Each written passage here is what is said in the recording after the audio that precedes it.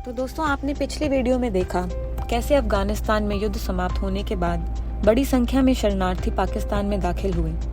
उसके बाद 1989 में यूएसएसआर ने अफगानिस्तान छोड़ दिया और 1990 में नवाज शरीफ पाकिस्तान के प्रधानमंत्री बने। अब आगे क्या हुआ, आइए देखते हैं।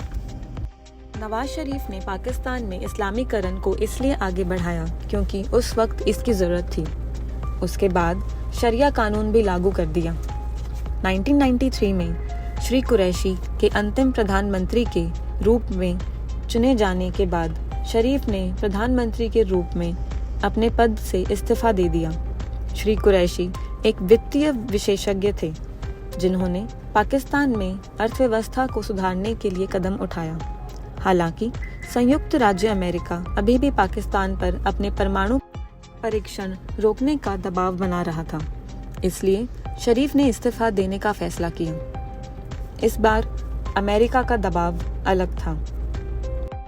1993 में संयुक्त राज्य अमेरिका ने भारत को संयुक्त राज्य में उसका समर्थन करने के लिए राजी किया ताकि वह पाकिस्तान को आतंकवाद को प्रायोजित करने वाले देशों की सूची में डाल सकें।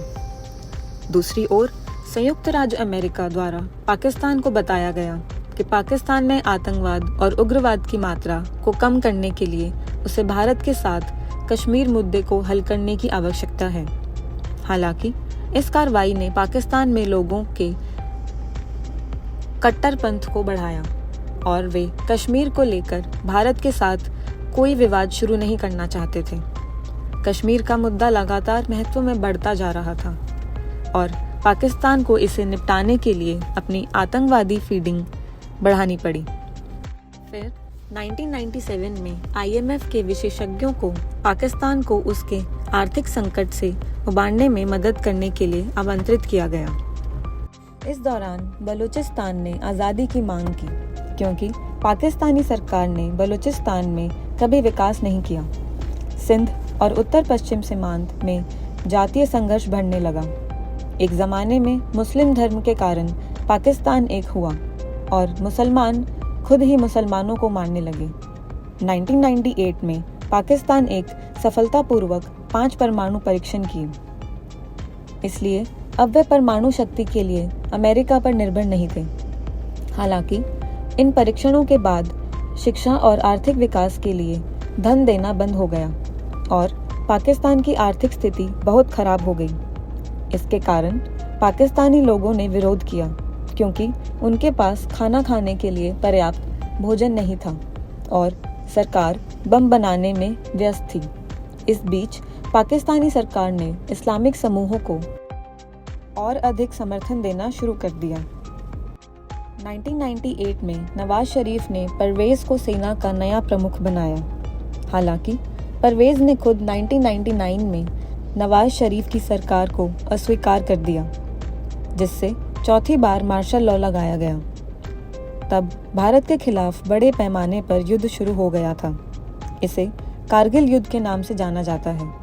कारगिल युद्ध में हारने के बाद अल-कायदा ने 2001 में वर्ल्ड ट्रेड सेंटर पर हमला किया।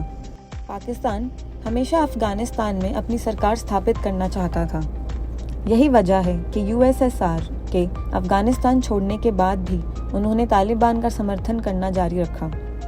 हालांकि अमेरिका चाहता था कि अफगानिस्तान तालिबान से मुक्त हो और इसलिए उन्होंने पाकिस्तान को अरबों डॉलर की सहायता देना शुरू कर दिया।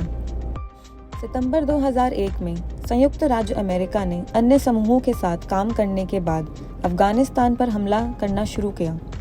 इसने कई समूहों को यह सोचने पर मजबूर कर दिया कि पाकिस्तानी सरकार संयुक्त राज्य अमेरिका के साथ मिलकर पाकिस्तान में मुसलमानों को मारने की कोशिश कर रही है। इससे पाकिस्तान में गृह युद्ध शुरू हो गया, जबकि संयुक्त राज्य अमेरिका ने पाकिस्तान को वजीरिस्तान क्षेत्र में अपना ऑपरेशन शुरू करने के लिए प्रभावित किया। यह उन सैन्य समूहों को नष्ट करने के लिए था जो अमेरिका से प्रभावित होने के बाद भी वहां मौजूद थे।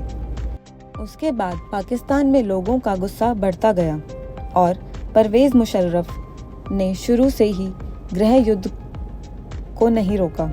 हालांकि उसने संघर्ष जारी रखने के तरीके के रूप में कश्मीर में आतंकवाद को वित्त पोषण करना शुरू कर दिया।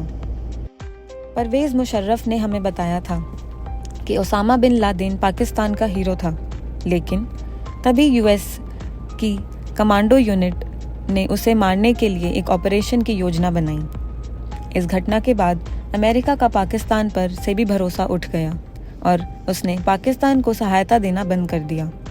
2001 से 2011 तक अमेरिका ने पाकिस्तान को $22.1 मिलियन की विदेशी सहायता दी, लेकिन 2001 से 2021 तक यह फंडिंग घटकर केवल $7.7 बिलियन रह गई। इस सहायता के कारण अभी तक पाकिस्तान में कोई आर्थिक विकास नहीं हुआ है और दुनिया में पाकिस्तान की छवि अच्छी रखने के लिए अमेरिका हर साल पाकिस्तान को आर्थिक सहायता देता रहा। हालांकि संयुक्त राज्य अमेरिका वास्तव में पाकिस्तान में आतंकवादी समूहों को वित्त पोषित कर रहा था और इसके परिणाम स्वरूप देश में स्थिति और बदतर हो गई। पाकिस्तान मुश्किल समय के दौरान बचाए रखने के लिए अन्य देशों से वित्तीय सहायता प्राप्त कर रहा था, लेकिन चीन ने एक अवसर देखा और स्थिति का लाभ उठाने का फैसला किया। 22 मई 2013 को चीन और पाकिस्तान ने चीन पाकिस्तान आर्थिक गलियारा बनाने के लिए एक समझौता तैयार किया। यह समझौता पाकिस्तान के बुनियादी ढांचे में सुधार करने में मदद करेगा, जो बदले में अर्थव्यवस्था को बढ़ावा देने में मदद करेगा। बुनियादी ढांचे में इस वृद्धि के लोगों के लिए और अधिक नौकरियां पैदा होंगी, जो अगले कई सालों में देश की अर्थव्यवस्था को बेहतर बनाने में मदद करेंगी। पाकिस्तान को जो सपना दिखाया गया वो सच नहीं हुआ। चीनी कंपनियों को ठेके देने सहित पाकिस्तान में हुई बुनियादी ढांचा विकास परियोजनाओं के परिणाम स्वरूप पाकिस्तानियों के लिए नौकरियों की कमी हो गई। इसका कारण यह है कि इन परियोजनाओं में शामिल अधिकांश श्रमिक चीन से था और इसलिए पाकिस्तानी श्रमिकों को नौकरी नहीं मिल पा रही थी। पाकिस्तानी अर्थव्यवस्था तब तक अच्छा कर रही थी जब तक कि एक चीनी कंपनी ने कम गुणवत्ता वाली सामग्री के साथ बुनियादी ढांचा परियोजनाओं का निर्माण शुरू नहीं किया। प्रोजेक्ट पूरा होने से पहले ही धराशायी हो गया। पाकिस्तानी वायुसेना के अधिकारियों ने एक समूह ने रिश्वत ली और अपने काम के संबंध में कोई रचनात्मक समझौते होने दिए। वह वैसा ही था जैसे ग्वादर बंदरगाह के साथ हुआ था, जो कि पाकिस्तान द्वारा लिए गए ऋण के भार के कारण हुआ था। 2017 में पाकिस्तान को 40 साल की लीज पर पोर्ट किसी दूसरे देश को देना पड़ा था। इस बीच भारत सरकार ने कश्मीर से धारा 370 को हटा दिया, जिसके बाद पाकिस्तान में और अधिक संघर्ष उत्पन्न होने लगे। इस संघर्ष को नियंत्रित करने के लिए पाकिस्तानी प्रधानमंत्री इमरान खान ने भारत के साथ अंतर्राष्ट्रीय व्यापार पर प्रतिबंध लगा दिया। भारत पाकिस्तान व्यापार प्रतिबंध पाकिस्तानी अर्थव्यवस्था को नुकसान पहुंचा रहा है, क्योंकि पाकिस्तान के लिए अब दूसरे देशों से माल आयात करना अधिक महंगा है।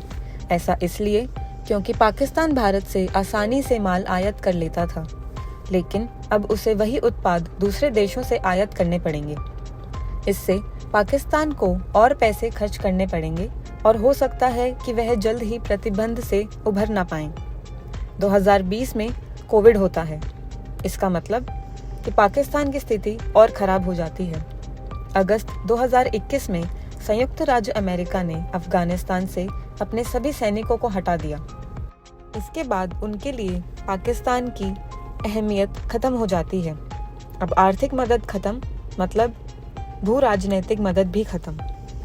तालिबान पाकिस्तान से बहुत नाराज था, क्योंकि उनका मानना है कि पाकिस्तान अमेरिका का समर्थन करता है। हालांकि तालिबान ने संयुक्त राज्य अमेरिका से हथियार प्राप्त करना शुरू कर दिया और फिर उन्होंने पाकिस्तान पर हमला शुरू कर दिया। पाकिस्तानी सरकार कुछ साल पहले कुछ समस्याओं को हल करने में सफल रही, लेकिन फिर रूस और यूक्रेन के बीच युद्ध शुरू हो गया। परिणाम स्वरूप कच्चे तेल की कीमतें बढ़ती चली गईं और लौह अयस्क के भंडार घटने लगे। अब पाकिस्तानी सरकार पहले से भी बदतर स्थिति में है और यहाँ तक कि IMF के ऋण के उनके अनुरोध को खारिज कर दिया। पिछले 30 वर्षों में पाकिस्तान की अर्थव्यवस्था बहुत अच्छा प्रदर्शन नहीं कर रही है। हालांकि IMF ने 13 बार देश को उबारा है। सवाल है क्यों? अंतर्राष्ट्रीय मुद्रा कोष यानी कि IMF एक वैश्विक वित्तीय संगठन है जो जरूरतमंद देशों को ऋण प्रदान करता है। हालांकि IMF वर्तमान में पाकिस्तान को ऋण नहीं दे रहा है क्योंकि देश की अर्थव्यवस्था अच्छा नहीं कर रही। भू राजनीति एक जटिल विषय है और IMF के कुल धन का 17.3 संयुक्त राज्य अमेरिका से आता है। इसका मतलब यह है कि IMF में अमेरिका के पास काफ़ी ताकत है और क्योंकि संयुक्त राज्य अमेरिका ने हाल ही में पाकिस्तान के साथ कोई लेन देन नहीं किया है, इस बात की संभावना है कि वे पाकिस्तान को राहत देने जा रहे हैं। जब तक वे अपना काम पूरा नहीं कर लेते, भारत संयुक्त राज्य अमेरिका द्वारा संरक्षित रहेगा। यह हिंद प्रशांत क्षेत्र में चीन का मुकाबला करने के लिए तैयार की गई दोनों देशों के बीच एक नई साझेदारी है। संयुक्त राज्य अमेरिका भारत को निराश नहीं करना चाहता क्योंकि अगर वह ऐसा करता है तो उसे दीर्घकाल में धन की हानि होगी। तो आज की वीडियो में इतना ही। आप अपना ख्याल रखें। यदि आपको हमारी वीडियो पसंद आई तो लाइक और सब्सक्राइब करें। अपने दोस्तों के साथ ये वीडियो शेयर करें। अगली बार ऐसे ही किसी दिलचस्प टॉपिक के साथ मुलाकात होगी। जय हिंद।